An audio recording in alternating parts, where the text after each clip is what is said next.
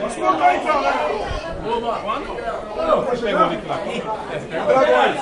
Vocês ficam bobeando. Dia 18. Dia 18. Aí. Dia 19 de dezembro, festa das crianças.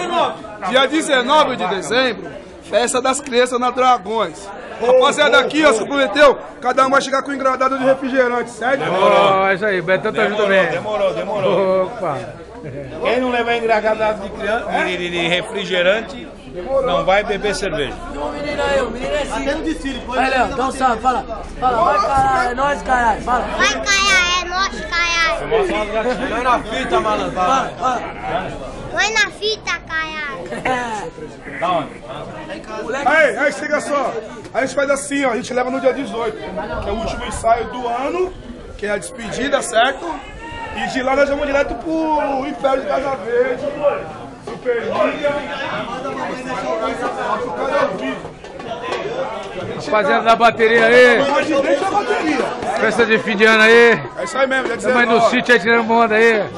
Futebol, piscina. Uma camisa nova. Tá difícil porque é 6 baterias pra pôr no bolso. Vende lá, né? Tem bateria? Olha o Jamelão aí, Jamelão. Certo, braço. Tranquilidade? Nós que tá. Opa. Cadê a garrafa? Cadê a garrafa? Cadê aquela moça pro rapaziada aquela garrafa? Aí, não tá pequeno não, hein?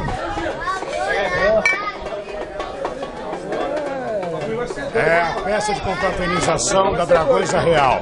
Só quem é. Vamos fazer igual a gente fez na outra festa? Por favor, filma lá.